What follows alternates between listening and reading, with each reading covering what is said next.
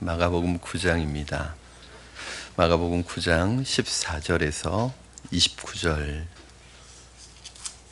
제가 가진 성경으로는 신약 성경 68쪽에 있습니다. 마가복음 9장 14절에서 29절까지 말씀 보겠습니다.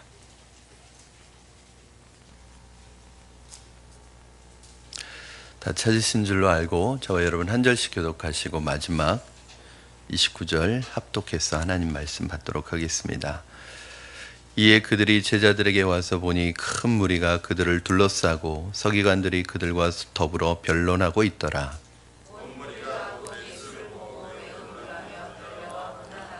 예수께서 물으시되 너희가 무엇을 그들과 변론하느냐?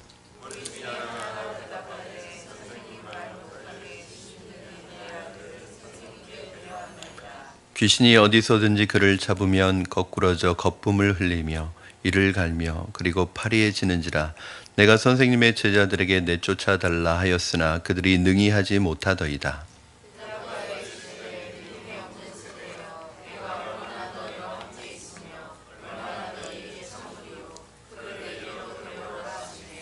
이에 데리고 오니 귀신이 예수를 보고 곧 그 아이로 심히 경련을 일으키게 하는지라. 그가 땅에 엎드러져 구르며 거품을 흘리더라.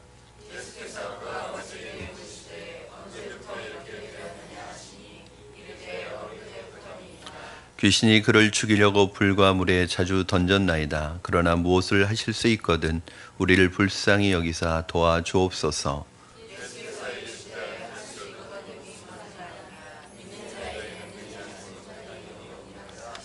곧 그 아이의 아버지가 소리를 질러 이르되 내가 믿나이다. 나의 믿음 없음을 도와주소서 하더라.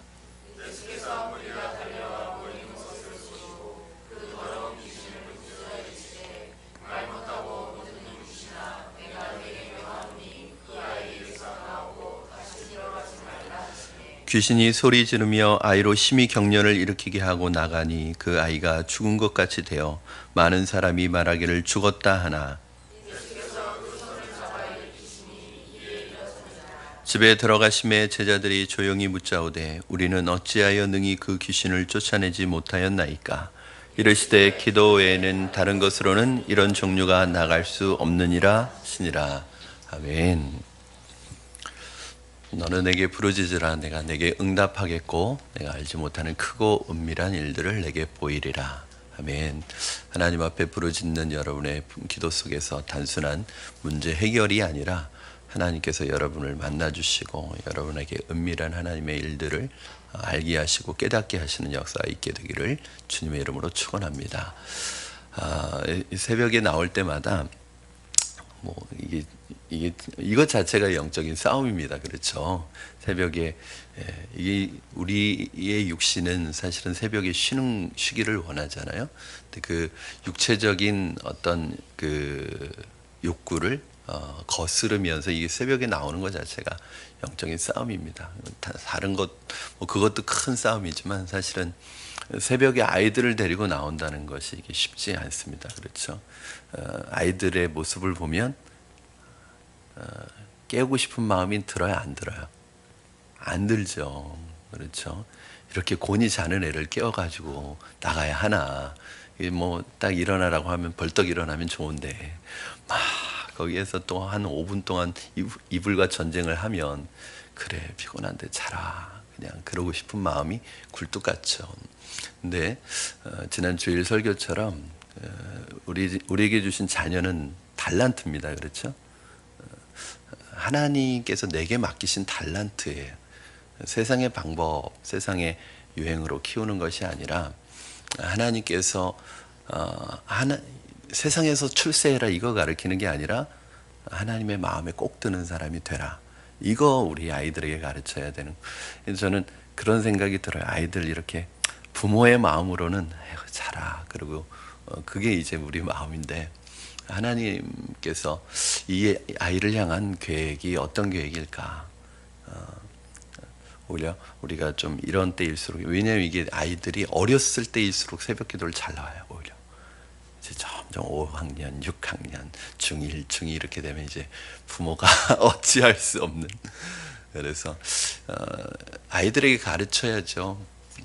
왜 일어나야 되는지, 절기 때라도 고난 주간 때라도 왜 우리가 이렇게 힘든데 새벽에 일어나야 되는지, 목사님 공부 때문에 지금 공부가 우리 주님을 섬기는 부분보다 더 우선하는 건지 우리가 한번 가르쳐야죠.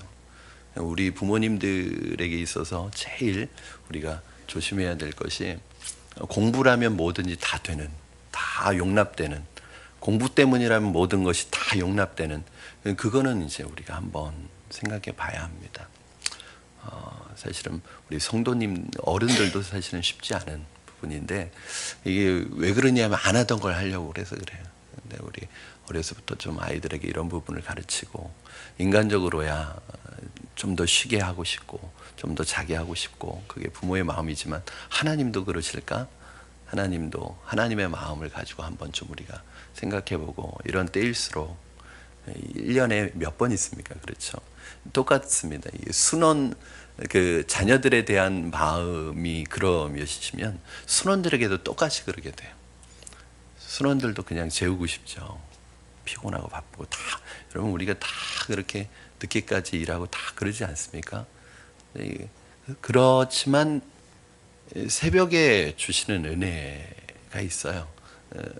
저는 이 새벽에 나오시는, 사모함을 가지고 나오시는 분들에게는 하나님께서 힘을 주실 줄로 믿습니다. 그런 마음을 가지고 우리 순장님들, 순원들에게 권면하셔야 되고, 우리 자녀들 피곤하지만 이번 한 주간은 우리가 좀 일찍 자고, 그리고 그게 습관이 되면 더 좋을 것 같아요. 일찍 자고 일찍 일어나는 습관이, 이게 우리가 지금 하려니까 힘든지 어려서부터 좀 이걸 우리가 훈련하고 가르치면 하나님 앞에 정말 크게 쓰임받는 믿음의 거목들이 우리 교회에서 많이들 자라났으면 좋겠습니다. 제가 아는, 과거에 알고 지내던 집사님 한 분이 전도에 얼마나 열심과 그 정성을 쏟으시는지, 이분은 화장품 가게를 하셨었는데 화장품 가게에 오시는 그 손님들을 다 전도 대상자로 삼으셔요. 그리고 이름을 알게 되면 한 10시에 집에 들어가시거든요. 그러면 집에 들어가서 잠들기 전에 그 아는 분들의 이름을 가지고 항상 기도하시고, 새벽에 나오셔가지고 또 새벽마다 그 영혼들을 위해서 가장 늦게까지 기도하시고 돌아가시는 분이었습니다. 이 분을 보면은 주님의 마음이 무엇인지, 주님의 소원이 무엇인지를 항상 마음에 품고 있는 성도라는 그런 생각을, 도전을 많이 받았습니다. 여러분, 주님의 소원은 무엇일까요? 바로 한 영혼이 구원받고 그 구원받은 영혼이 하나님의 진리에 이르게 되는 것이 바로 하나님의 소원입니다. 한 영혼이 돌아오는 것이 하나님의 가장 큰 소원입니다. 오늘 본문에서 예수님의 부재 중에 일어난 소동이 일어났는데, 그 사건을 다루고 있는데, 한 아이의 아버지가, 아이가 어려서부터 귀신에 사로잡혀서, 귀신 들려서 특별히 이 귀신은 말을 못하게 하는 귀신이에요. 이 귀신에 사로잡혀서 굉장히 괴롭힘을 당하고 있는 이 아들의 그 안타까운 마음을 가지고 주님께로 이 아들을 데리고 나왔어요. 주님께 고침을 받고 싶은 마음에 데리고 나왔는데, 하필이면 그때가 주님이 안 계실 때였어요. 주님이 부재 중이었습니다. 그때 주님은 야고보와 베드로와 요한을 데리고 변화산에 올라가 계실 때였는데, 그때 주님이 부재 중일 때에 왔어요. 그래서 아마도 주님의 제자들에게 이 아이를 고쳐달라고 부탁을 했던 것 같습니다. 아마 주님의 제자들은 과거에 자기들이 전도 나가서 이미 귀신을 한번 쫓아본 경험이 있고 병을 낫게 했던 경험도 있기 때문에 사양하지 않고 흔쾌히 수락을 했습니다. 그런데 이 아이를 앞에 놓고 아무리 외쳐도, 아무리 부르짖어도 귀신이 나가지 않는 거예요. 이 말 못하게 하는 귀신아 나가라! 귀신아 나가라! 그래도 꼼짝도 하지 않는 거예요. 사람들이 오늘 본문에 보니까 변론이 일어났다고 해서 막 소동이 일어난 거예요. 도대체 어찌 된 것이냐. 그냥 이 제자들은 졸지에 사람들 앞에서, 많은 사람들 앞에서 수모를, 부끄러움을 당하게 되었습니다. 여러분, 믿음의 사람들, 영적인 사람들이 영적인 능력을 잃어버리면 세상에서 사람들에게 부끄러움을 당합니다. 여러분, 믿음의 사람인데 똑같다. 믿음의 사람인데 영적인 능력이 없다. 여기서 영적인 능력이라는 것은 꼭 뭐 손에서 불이 나가고 뭐 그런 게 아닙니다. 어떤 영적인 능력과 하나님이 주시는, 하나님이 일하게 하시는 통로로 사용되고 있지 못하다. 그러니까 이 제자들에게서 자기들이 힘이 나오고 영적인 능력이 나오는 게 아니라 하나님이 이 사람들을 통해서 일하시지 않는다. 그게 영적인 능력이 없는 거예요. 여러분, 우리에게서 영적인 능력이 없다는 것은 무엇이냐면 내게 어떤 능력이 없다는 것이 아니라 하나님이 우리를 통해서 일하지 않는다. 그러면 우리는 세상에서 수치를 당하고 수모를 당하게 되어 있습니다. 부끄러움을 당하게 되어 있습니다. 이때 예수님께서 기도를 마치시고 3명의 제자들과 내려오시다가 이 광경을 목격하십니다. 이 광경을 목격하시고 예수님이 내려오시는 걸 보니까 사람들이 예수님에게로 몰려들었습니다. 22절에 보니까 그때 그 아이의 아버지가 예수님에게 이렇게 말했습니다. 귀신이 그를 죽이려고 불가물에 자주 던졌나이다. 그리고 내 아들이 점점 말라가고 있고 상태가 점점 좋아지지 않고 있어서 당신의 제자들에게 부탁을 하였는데 당신의 제자들이 내 아이 안에 있는 이 귀신을 쫓아내지 못하였나이다. 할 수 있거든. 이 귀신을 쫓아내 주시옵소서. 도와주시옵소서. 이렇게 얘기했어요. 그때 예수님이 뭐라고 하시냐면 할 수 있거든이 무슨 말이냐. 믿는 자에게는 능히 하지 못할 일이 없느니라. 능치 못할 일이 없느니라. 그리고 그 아이에 있는 귀신을 쫓아내 주셨습니다. 모든 사람들이 이제 물러가고 나서 제자들과 예수님만 남게 되었습니다. 그때 제자들이 예수님에게 묻습니다. 왜 우리는 쫓아내지 못했습니까? 왜 우리는 쫓아내지 못했습니까? 이거 무슨 말이에요? 아니, 왜 예수님은 쫓아냈는데 우리는 쫓아내지 못했습니까? 그 말입니까? 예수님 당연히 쫓아내시죠. 그거 한두 번 본 게 아닙니다. 무슨 말이냐면 왜 예수님 과거에는 우리도 귀신을 쫓아냈고 과거에는 사람들의 병도 고쳤는데 왜 지금은 우리는 쫓아내지 못했습니까? 이 말이에요. 여러분, 그때 주님께서 뭐라고 말씀하셔요? 우리 29절 말씀, 29절 같이 한 목소리로 읽겠습니다. 시작. 이르시되 기도 외에 다른 것으로는 이런 종류가 나갈 수 없느니라 하시니라. 아멘. 기도 외에는, 여러분, 기도 외에는 다른 방법이 없습니다. 예수님께서는 근본 하나님의 본체십니다. 하나님이십니다. 그런데 예수님께서는 하나님이시지만 이 땅에 살아가실 때 기도하는 삶을 살아가셨습니다. 새벽에 일어나서 기도하셨습니다. 밤중에 기도하셨습니다. 때로는 밤을 새서 기도하실 때도 있었습니다. 그리고 심지어는 죽기 전날 밤 겟세마네 동산에서 땀이 핏방울이 되도록 기도하셨습니다. 중요한 일을 앞두고 기도하셨습니다. 제자들을 뽑는 데 있어서 기도하셨고 심지어는 십자가상에서 마지막 숨 쉬실 때도 하나님께 기도하셨습니다. 예수님이 기도하셔야 되는 이유가 무엇입니까? 예수님이 능력이 없으십니까? 예수님은 기도하지 않으셔도 얼마든지 능력을 행하실 수 있는 분입니다. 근데 왜 예수님이 굳이 기도를 하셨습니까? 왜 하나님 아버지와 교제하셨습니까?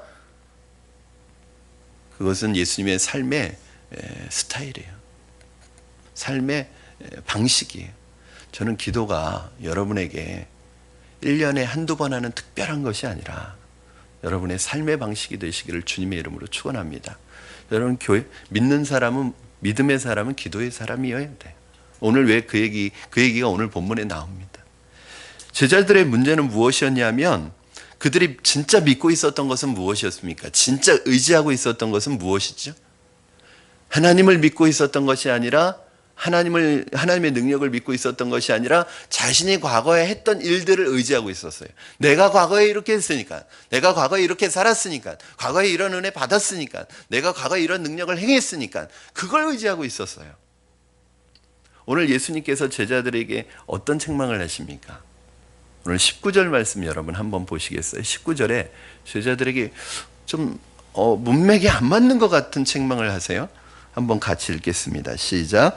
대답하여 이르시되 믿음이 없는 세대여 내가 얼마나 너희와 함께 있으며 얼마나 너희에게 참으리요 그를 내게로 데려오라 하시매. 무엇에 대한 주제를 가지고 책망을 하세요? 믿음이 없다는 것을 가지고 책망을 하세요. 아니, 귀신을 쫓아내지 못한 거하고 믿음하고 무슨 상관이에요?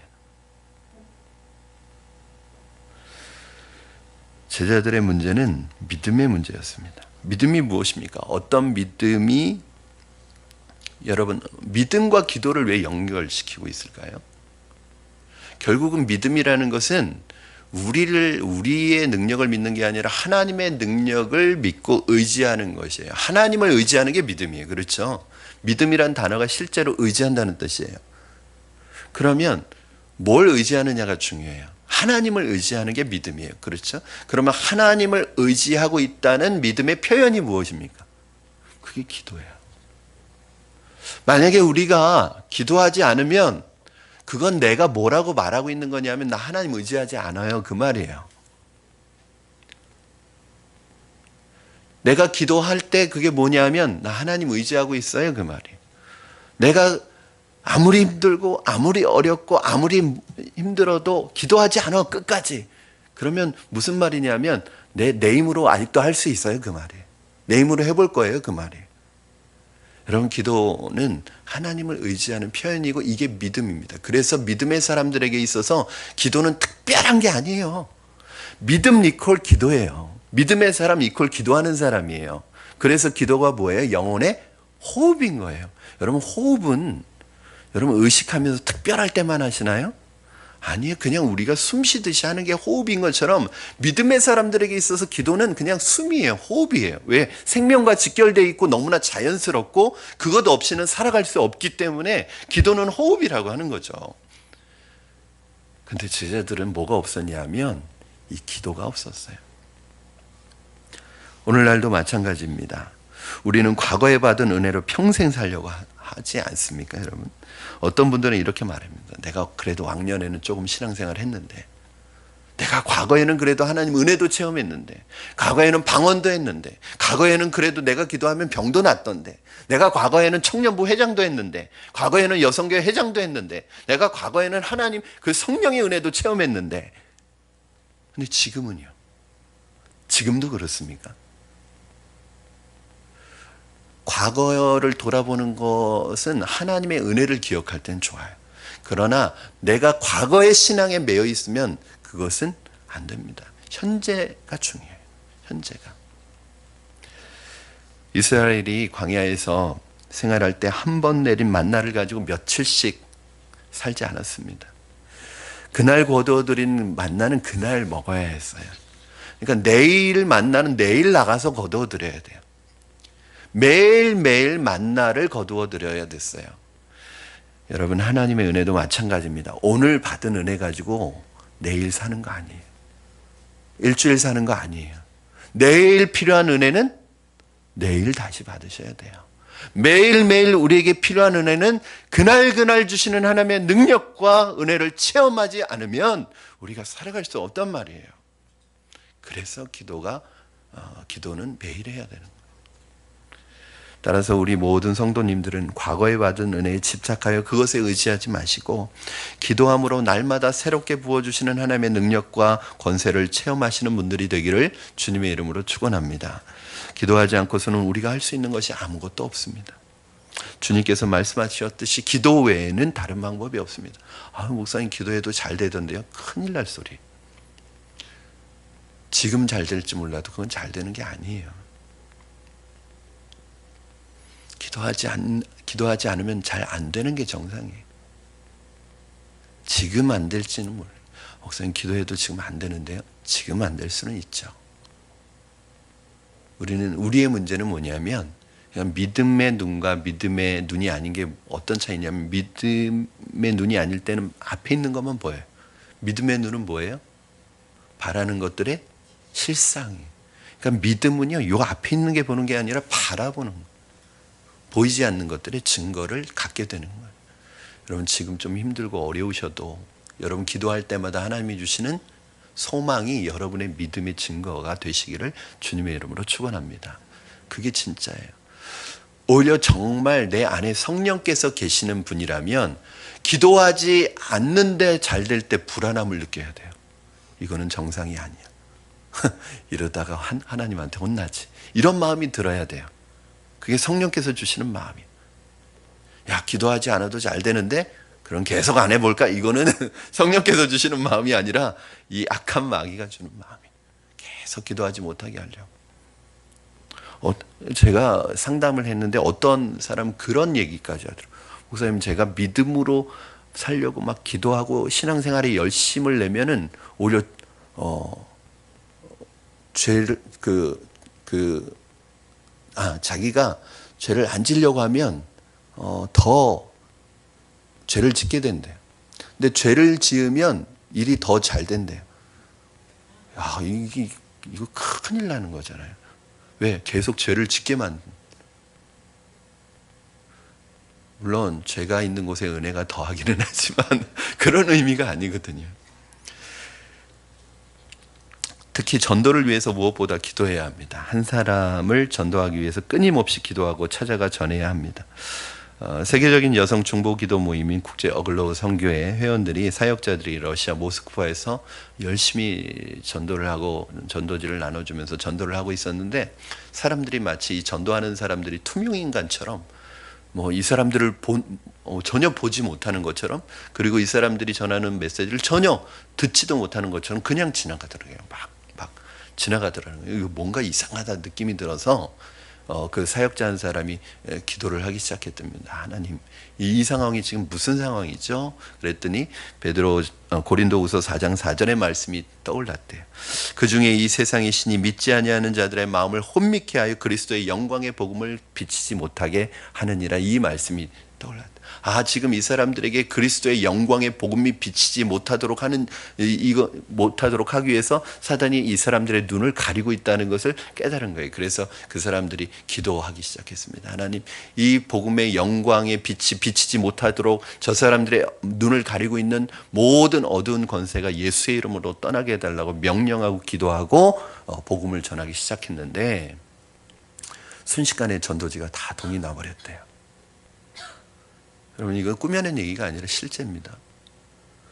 여러분 기도하기 전과 기도한 후에 뭐가 달라진 것입니까? 전도지를 받지 않는 건 당연하고, 아예 이 사람들이 없는 사람처럼 투명인간 취급하고 지나가던 사람들이 갑자기 전도지가 동의할 정도로, 그러니까 사람의 눈을 가리고 있다는 거예요. 여러분, 우리가 복음으로 인도하고자 하는 그 사람들의 눈을 사단이, 마귀가 다 가려서 그리스도의 영광의 복음이 비치지 못하도록 가리고 있다는 거예요. 기도하면서 사람들의 눈을 가리운 것이 벗겨지도록 기도했습니다. 기도는 사탄에 의해 영적인 눈이 가려져서 마음이 닫혀진 사람들의 마음과 눈을 여는 놀라운 역사가 있습니다. 오늘 예수님께서 기도 외에는 이런 것이 나갈 수 없느니라. 이런 것이 뭐죠? 귀신이죠. 귀신이죠. 기도에는 이런 귀신이 나갈 수 없느니라. 여러분, 귀신 중에서 가장 악한 귀신이 어떤 귀신입니까?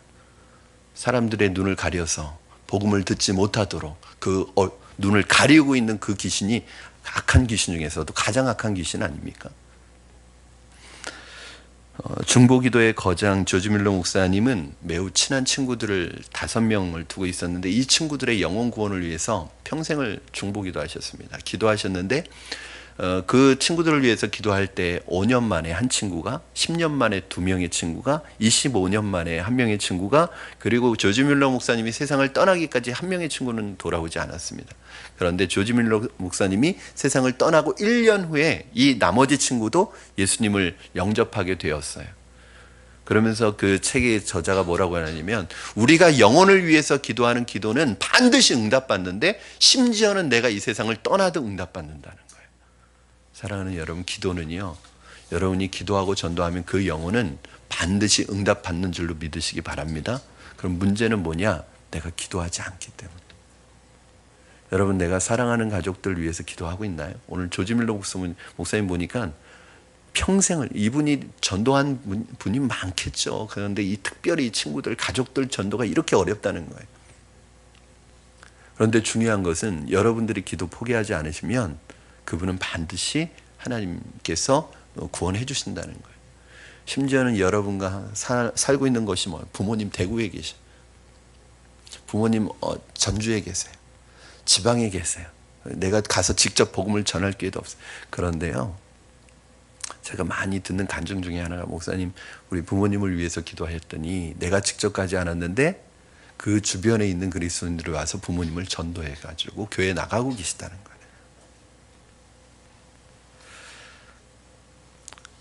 로이 저크라는 사람은 성공적인 전도자는 반드시 성령의 통로가 되어야 한다라고 말했습니다. 전도는 우리의 힘으로 하는 것이 아니라 하나님의 손에 이끌려 성령의 능력으로 하는 것이고 성령의 통로가 되는 것입니다. 그러므로 우리가 복음 전할 때 기도해야 합니다. 전도하는 그 순간은 굉장히 영적으로 긴장된 순간입니다. 치열한 영적 전쟁이 일어나고 있는 순간입니다. 그래서 베드로전서 3장 15절에서는 온유와 두려움으로 하라고 말씀하고 있습니다. 무엇을 두려워하라는 거예요? 전도 대상자를 두려워하라는 말이에요? 아니에요.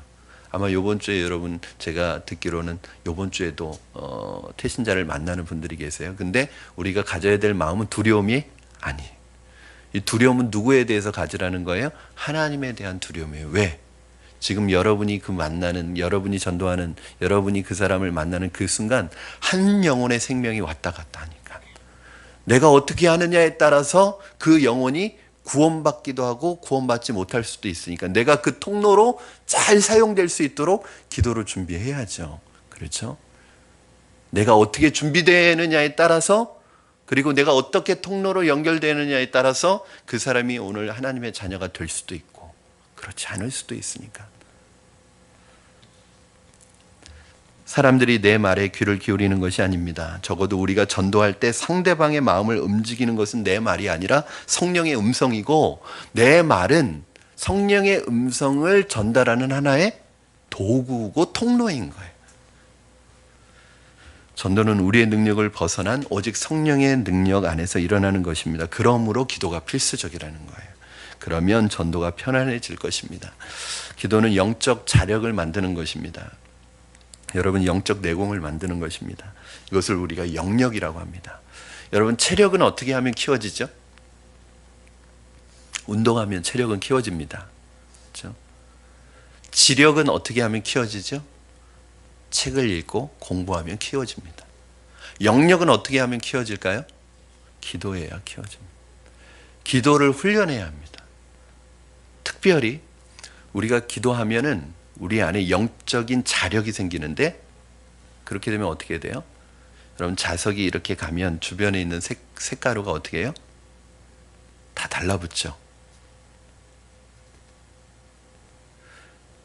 자력을 잃어버린 자석은요, 아무리 가도 색가루가 달라붙지 않습니다. 이게 뭐냐면, 여러분들이 영혼들을 놓고 전도하려는 분들을 놓고 그 이름을 붙들고 기도하면 그 사람들에 대한 자력이 생겨요. 여러분, 사람들이 영혼을 놓고 기도하면 달라붙고 보내주시고 여러분에게 호감을 느끼게 해주시고 여러분의 말에 귀를 기울이게 해주시고 그렇게 된단 말이에요. 문제는 저는 왜 사람들이 안 붙죠? 왜 제가 말하면 이렇게 튕겨져 나가죠? 간단합니다.